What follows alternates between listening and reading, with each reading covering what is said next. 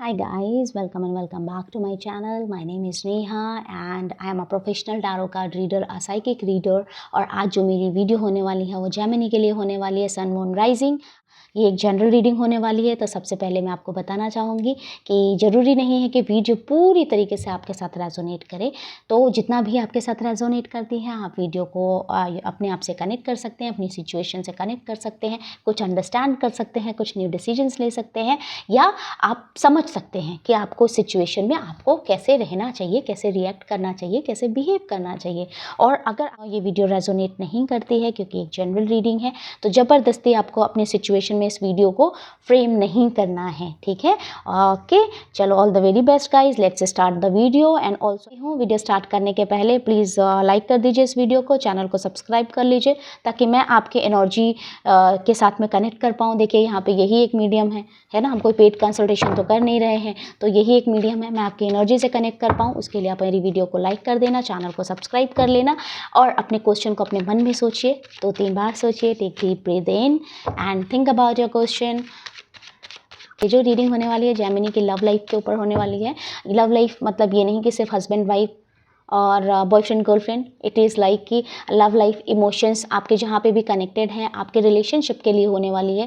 ये रिलेशनशिप आपके स्पाउस के साथ सकते हैं, आपके बॉयफ्रेंड गर्लफ्रेंड के साथ, बॉयफ्रेंड के साथ हो सकते हैं, गर्लफ्रेंड के साथ हो सकते हैं, या फिर आपके इन लॉज या सिस्टर, आपके इन लॉज के साथ हो सकते हैं। तो जब भी आप क्वेश्चन सोचेंगे, आप क्या सोचते हैं, किसके बारे में सोचते हैं, वो क्वेश्चन एकदम क्लियर होना चाहिए।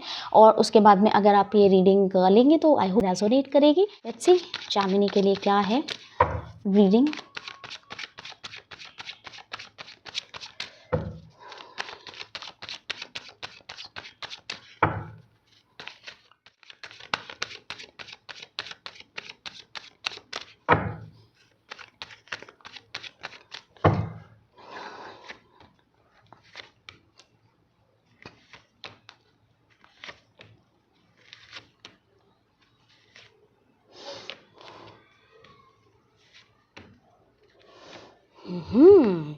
तो जेमिनी, देखिए रिलेशनशिप के लिए जो भी गाइडेंस आई है, रीडिंग आई है, सबसे पहले इन कार्ड्स की अगर एनर्जी की बात करें, मतलब आपके एनर्जी की बात करें, आपके पार्टनर की एनर्जी की बात करें, आप दोनों की एनर्जी की बात करें, तो एनर्जी बड़ी मिक्स्ड है, ठीक है।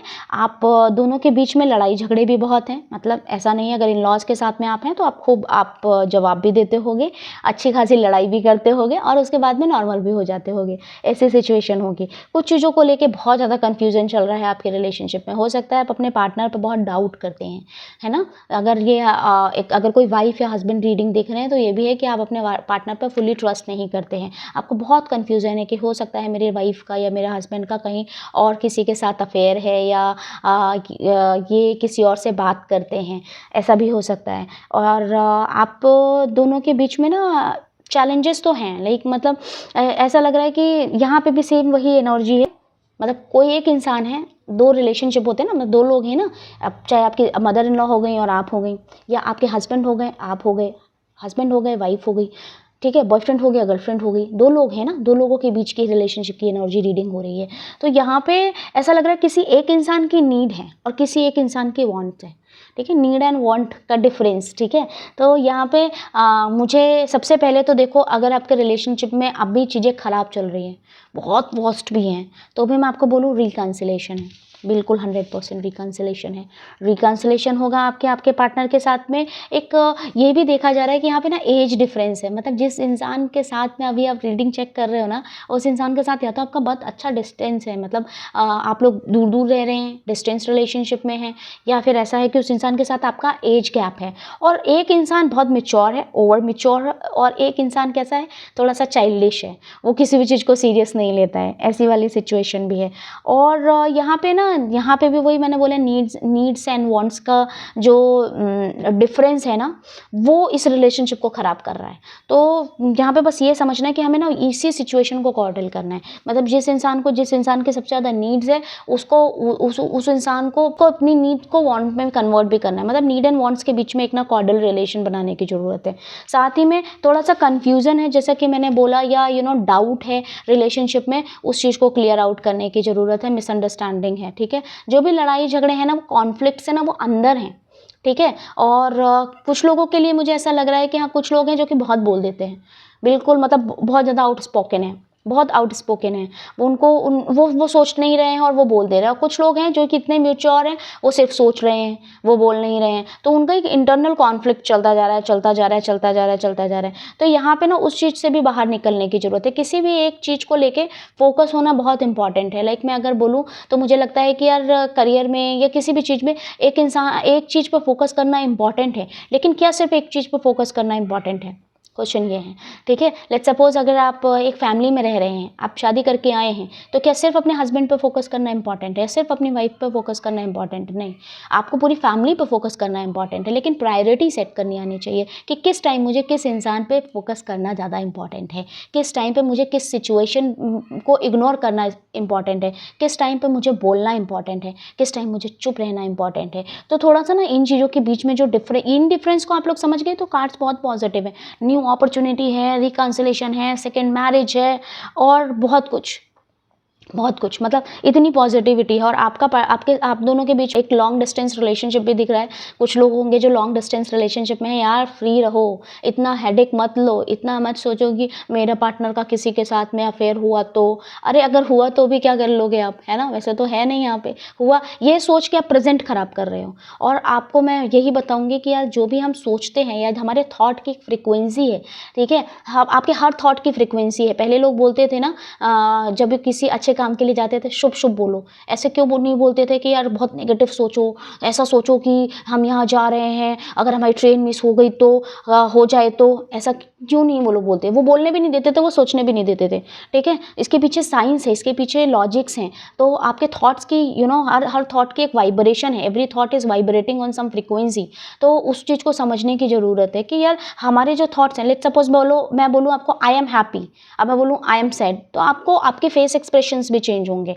तो इसी वजह से थोड़ा सा ना ये फ्यूचर की टेंशन लेके प्रेजेंट खराब होता दिख रहा है, चाहे वो इन लॉज के साथ में है, वो चाहे आपके स्पाउस के साथ में है, चाहे बॉयफ्रेंड गर्लफ्रेंड के रिलेशनशिप में है। जो पार्टनर है ना, मतलब आप लोगों को रिलेशनशिप में मैं क्या बोलूँ कि मैनिफेस्टेशन का कार्ड आ रहा है। आप लोग ना एक दूसरे को मैनिफेस्ट करते हो, आप एक दूसरे को बहुत प्यार करते हो, एक दूसरे के साथ ही रहना चाहते हो। कुछ एक डेविल का कार्ड आया है जो ये बताता है कि एक दूसरे की आदत भी है आप लोगों को, ठीक है। पर चीज़ें क्या है, थोड़ी सी नेगेटिव आप लोगों के बीच में इसी वजह से हो रही है क्योंकि एक इंसान बहुत मैच्योर है, एक बिल्कुल मैच्योर नहीं है। तो जो बिल्कुल मैच्योर नहीं होता वो बिल्कुल आउटस्पोकन है, उसको जो मुंह में आया वो बोल दिया, जो मन में आया वो बोल दिया। कई बार तो मन में भी बाद में आता है, मुंह पे पहले आ जाता है, ठीक है। और एक इंसान ऐसा है कि जो सिर्फ मन में रख रहा है। तो देखो यार, you are not dustbin, you can not keep everything inside. तो कुछ चीज़ों को बाहर, या तो फिर यार देखो इनर पीस के लिए आप उसको कैसे भी बाहर निकालो, या तो आप उस चीज़ को टोटली इग्नोर करना सीख जाओ, ठीक है, कि यार क्या हुआ उसने अगर मुझे ऐसा बोल दिया, इट्स ओके, वो मुझसे प्यार भी तो बहुत करती है, मुझसे प्यार भी तो बहुत करता है। या फिर आप ऐसे सिचुएशन में रहें कि यार इसने मुझे ऐसे बोला है, मैं सही टाइम लेके इस इंसान को एक्सप्लेन करूंगी या करूंगा, इसको समझाऊंगा। आगे चल के मुझे आप दोनों के बीच में सेलिब्रेशन दिख रहा है, कोलैबोरेशन दिख रहा है। हाँ, मैं ये नहीं कह रही हूँ कि यार ये रिलेशनशिप बहुत लॉन्ग टर्म आपका चलेगा, आपका पार्टनर आपसे शादी कर लेगा, लॉन्ग टर्म कमिटमेंट दे देगा। सेलिब्रेशन का मतलब ये ही नहीं होता है, लेकिन हाँ ये लग रहा है कि कुछ डिफिकल्ट डिसीजन वो अपनी लाइफ में ले पाएगा।